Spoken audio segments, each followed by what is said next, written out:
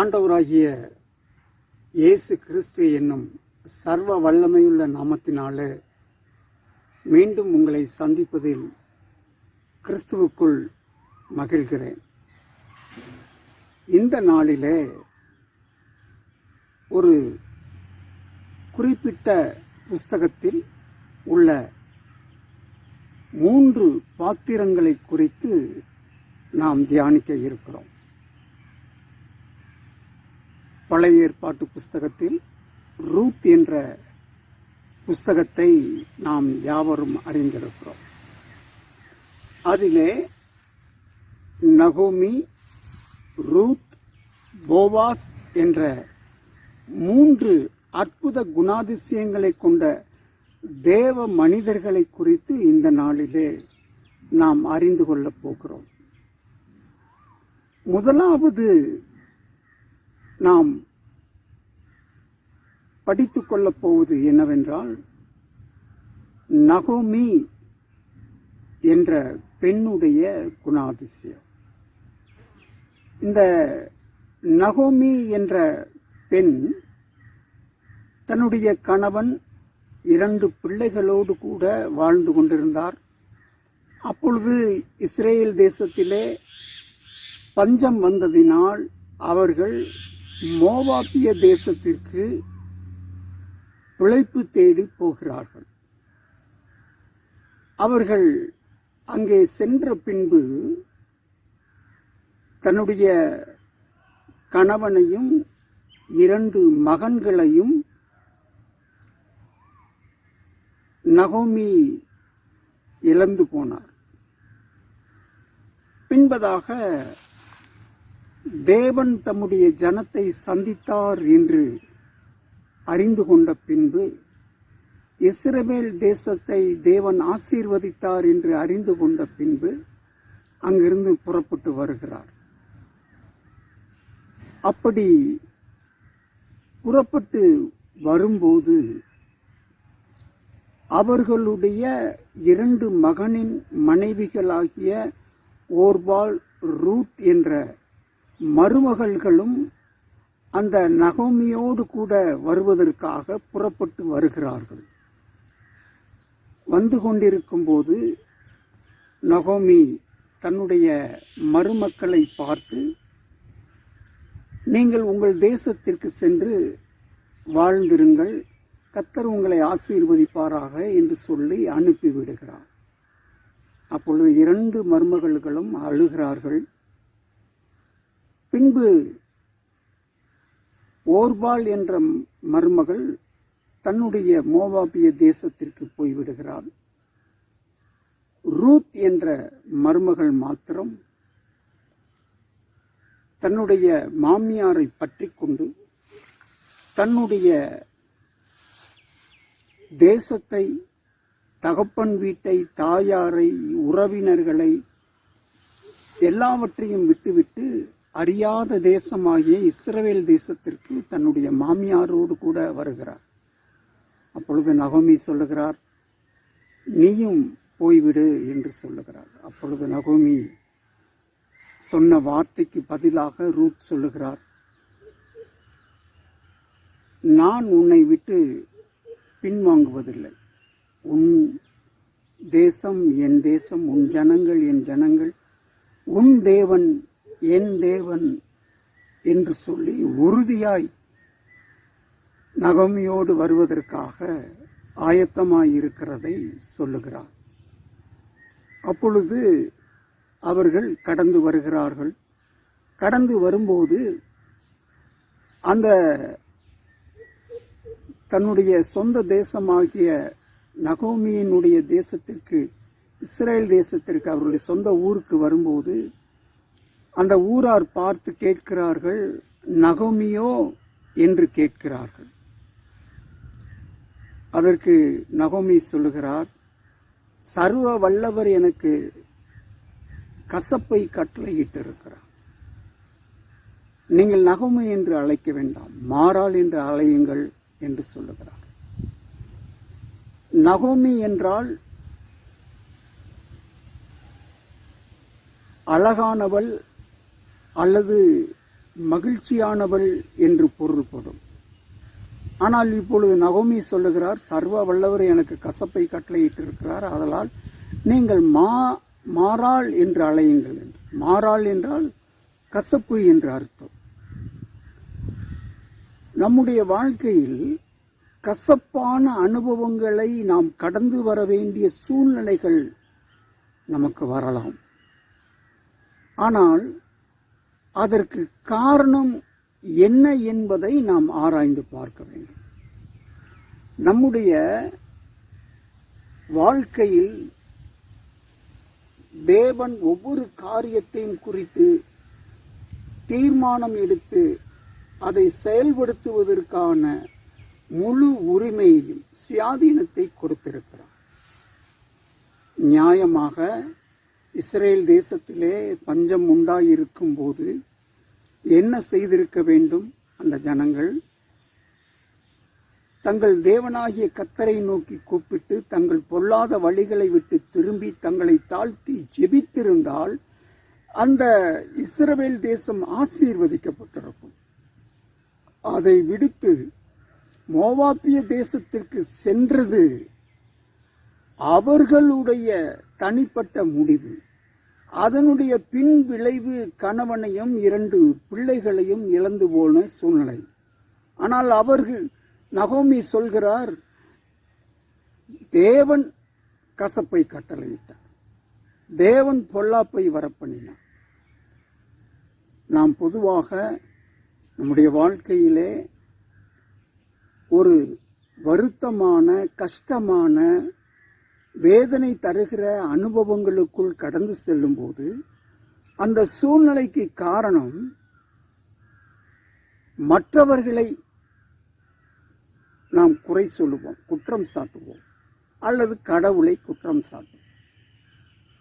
நன்றாக தெரிந்து கொள்ள வேண்டும், நம்முடைய சரியில்லாத தீர்மானங்கள், செயல்பாடுகள் தான் நம்முடைய வாழ்க்கையிலே கசப்பையும் வருத்தத்தையும் கண்ணீரையும் உண்டாக்குகிறது.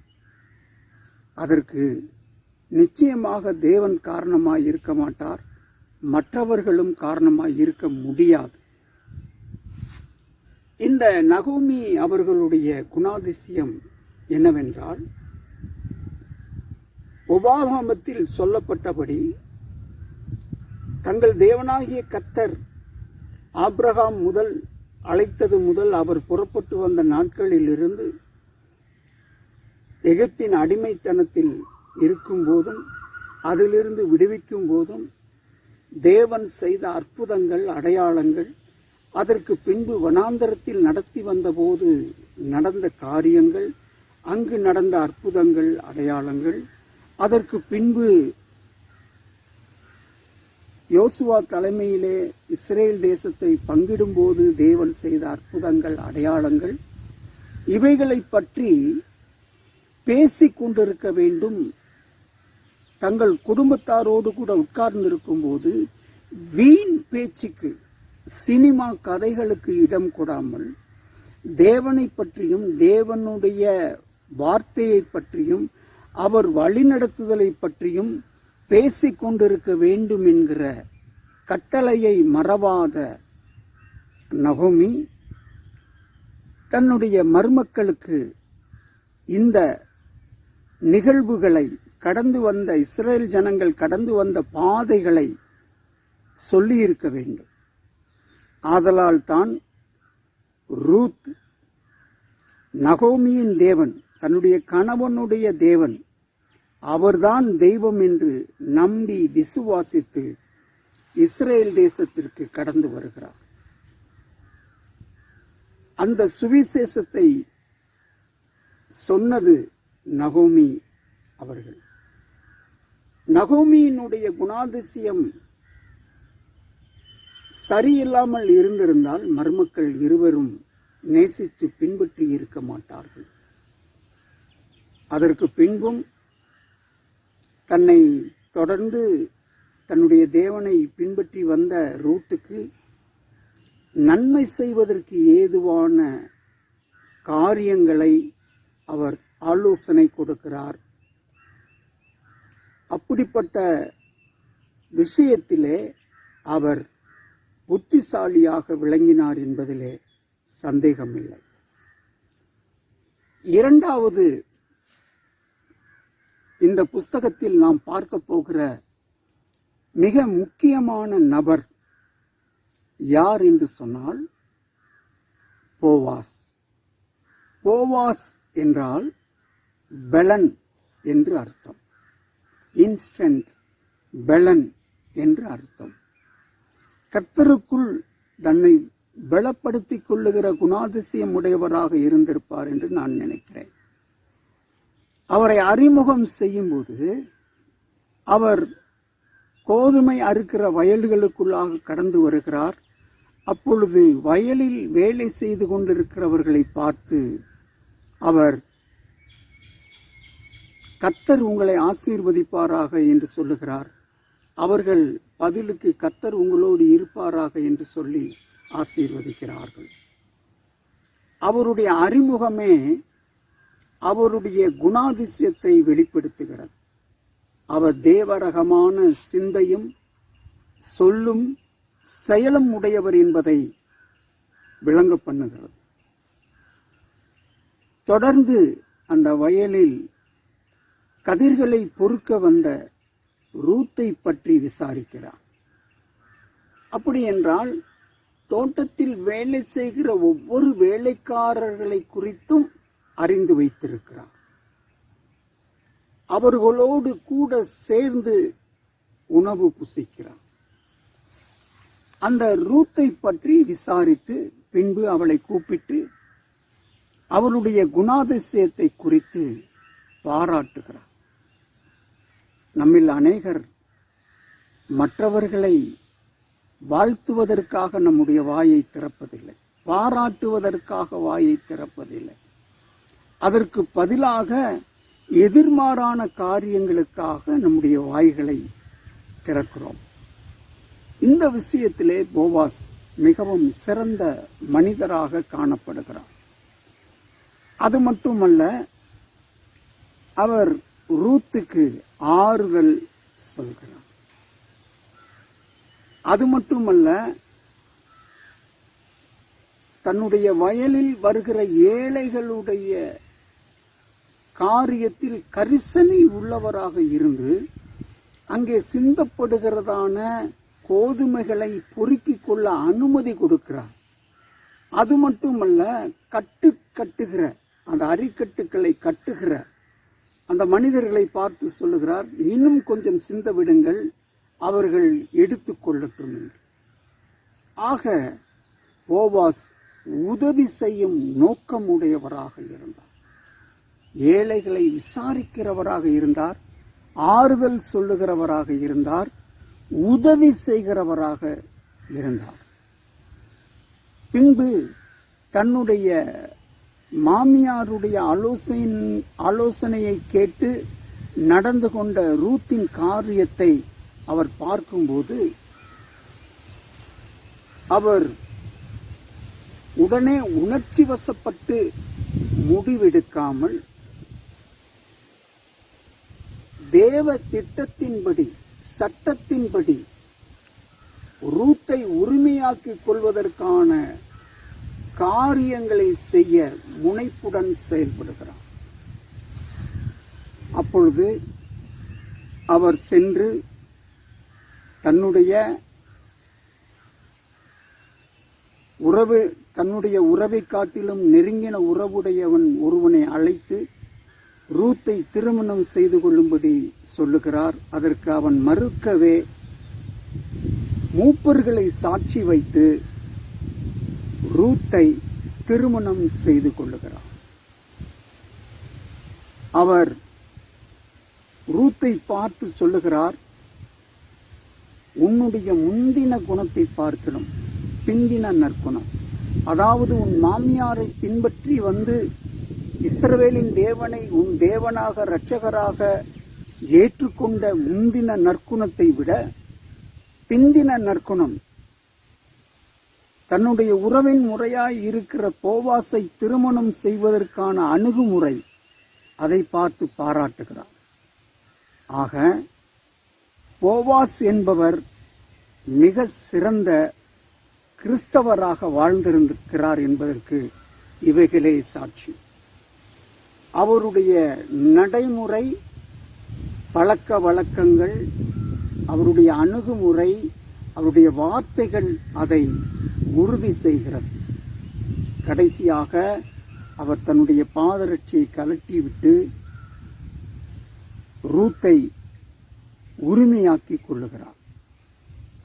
இந்த பாதரட்சியை கழற்றி விடுவதற்கு, கழற்றி கொடுப்பதற்கு எது அடையாளம் என்றால், மீட்கிறதற்கும் மாற்றுகிறதற்கும் சகல காரியங்களையும் உறுதிப்படுத்துகிறதற்கும் இஸ்ரவேலிலே இப்படிப்பட்ட வழக்கம் என்று சொல்லப்பட்டிருக்கிறது. விதவை என்ற நிலையில் இருக்கிற ரூத்தை மீட்டு தன்னுடைய மனைவி என்ற ஒரு பெரிய மாற்றத்தை கொடுத்து இஸ்ரவேலின் சந்ததியிலே அங்கத்தினராகும்படியான ஒரு உறுதியான வழியிலே செய்யக்கூடிய காரியத்திற்குத்தான் அந்த பாதரட்சை அடையாளம். நாமும் கூட ஆண்டவராகிய இயேசு கிறிஸ்துவின் இரத்தத்தினாலே மீட்கப்பட்டு நம்முடைய ஜென்ம சுவாபம், பாவ சுவாபங்களிலிருந்து அனுதினமும் மாற்றப்பட்டு மறுரூபமாக்கப்பட்டு அவருடைய வருகையில் இடம்பெறுவதற்கு தேவையான தகுதி உடையவர்களாக நம்மை தேவன் மாற்றுகிறார். மீட்கிறதற்கும் மாற்றுகிறதற்கும் சகல காரியங்களையும் உறுதிப்படுத்துவதற்கும் இது வழக்கமான காரியமாய் இருக்கிறது. மூன்றாவதாக, அருமையான பெண் ரூத் அவர்களை பார்க்கிறோம். ரூத் என்றால் திருப்தியானவள் என்று அர்த்தம்.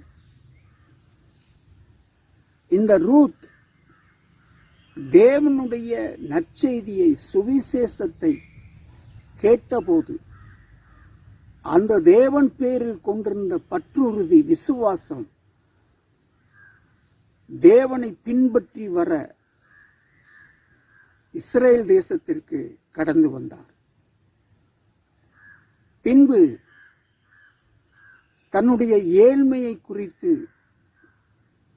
வருத்தப்படாமல் தன்னுடைய பசியாற்றிக் கொள்ள என்ன செய்ய வேண்டும் என்கிற காரியத்தில் முனைப்பாய் நடந்து புத்தியுள்ள ஸ்திரியாய் நடந்து கொண்டார். அவர் போவாசுடைய வயலுக்கு சென்று அறுக்கும்போது அவர் கொடுத்த உதவியினாலே, அவர் கொடுத்த அனுமதியினாலே தன்னுடைய வயிற்றை திருப்தியாக்கி கொண்ட போது தன்னுடைய மாமியை மறக்கவில்லை. ஒரு உண்மையான அன்புடையவராக இருந்தபடியால் தான் தன்னுடைய மாமியாரையும், தன்னுடைய வயிறு நிறைந்த போது கூட தன்னுடைய மாமியார் பசியோடு இருக்கிறார் என்ற நினைவோடு அவர்களை எடுத்து சென்று தன்னுடைய மாமியாருக்கு கொடுத்து அவர்களையும் பசியாற்றுகிறார். அது மட்டுமல்ல, தன்னுடைய மாமியாருடைய ஆலோசனைக்கு கீழ்ப்படிந்து நடந்து போவாஸ் என்ற ஒரு தேவ மனிதனை திருமணம் செய்து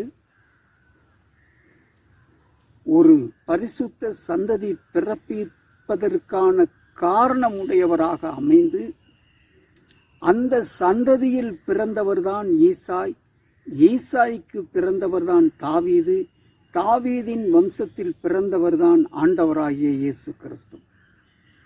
ஆக இவர் தன்னுடைய விசுவாசத்தினாலும் கீழ்ப்படிதலினாலும் ஆபிரகாமை போல தன்னுடைய தகப்பன், தாய், தன்னுடைய தேசம் எல்லாவற்றையும் விட்டுவிட்டு சர்வ வல்லமையுள்ள தேவனை பின்பற்றி வந்து ஆண்டவராய் இயேசு கிறிஸ்துவானவர் பிறப்பதற்கு காரணமாக அமைந்தார். அந்த சந்ததிக்கு தாயாக அமைந்தார். நாம் ஆண்டவராய் இயேசு கிறிஸ்துவினுடைய வம்ச வரலாறு பட்டியலை பார்க்கும்போது இந்த ரூத் என்ற பெண்ணுடைய பெயரை நாம் பார்க்க முடியும். நாம் இந்த 3 மனிதர்களுடைய குணாதிசயங்களை பற்றி இந்த நாளில் படித்துக் கொண்டோம். நம்முடைய வாழ்க்கையில் நாம் எப்படிப்பட்டவர்களாக இருக்கிறோம் என்று ஆராய்ந்து பார்க்க வேண்டும். நம்முடைய சூழ்நிலைகள் நிமித்தம் மற்றவர்களை தேவனை குற்றம் சாட்டுகிறவர்களாக இருக்கக்கூடாது. இந்த வார்த்தைகளை, இந்த தியானத்தை கர்த்தர் தாமே ஆசீர்வதிப்பாராக. இந்த வார்த்தையின்படி நம்முடைய வாழ்க்கையை சரி செய்து தேவனுடைய சுவிசேஷத்திற்கு பிரயோஜனமான ஒரு வாழ்க்கையை வாழ்ந்து ரூத்தை போல, போவாசை போல, நகோமியை போல நாமும் கிறிஸ்து இந்த பூமியிலே மற்றவருடைய உள்ளத்திலும் இல்லத்திலும் பிறப்பதற்கு காரணமாக அமைவோம். அதன் மூலம் தேவனுடைய நாமம் மகிமைப்படுவதாக. நாம் நம்மை தாழ்த்தி செபிக்கலாம். சர்வ வல்லமையுள்ள தகப்பனே, நன்றியோடு துதிக்கிறோம், ஸ்தோத்தரிக்கிறோம். இந்த நாளிலே நாங்கள் தியானித்த இந்த தியானத்தை எங்களுக்கு ஆசீர்வதித்து தாங்க. நாங்கள் படித்து கொண்ட இந்த 3 நபர்களுடைய குணாதிசயங்களோடு எங்களை ஒப்பிட்டு பார்த்து அப்படிப்பட்ட குணாதிசயங்களை ஆண்டவரே உடையவர்களாக நாங்கள் மாறி இந்த பூமியிலே மற்றவர்களுக்கு சுவிசேஷத்தை எடுத்துச் சொல்லுகிறவர்களாக, ஆசீர்வதிக்கிறவர்களாக, ஆறுதல் சொல்லுகிறவர்களாக, உதவி செய்கிறவர்களாக, பாராட்டுகிறவர்களாக நாங்கள் வாழ உதவி செய்யும். கீழ்ப்படிந்து நடக்க உதவி செய்யும். உம்மை தொடர்ந்து பின்பற்றி உம்முடைய ராஜ்யத்தை இந்த பூமியிலே ஸ்தாபிக்க நாங்கள் பிரயோஜனம் உள்ளவர்களாய் எங்களை பயன்படுத்தும். எல்லா மேன்மையும் மகத்துவமும் ராஜரீகமும் வல்லமையும் உமக்கே உரித்தாவதாக. சர்வ வல்லமையுள்ள இயேசு மகாராஜாவின் நாமத்தில் ஜெபிக்கிறோம் பிதாவே. ஆமென், ஆமென்.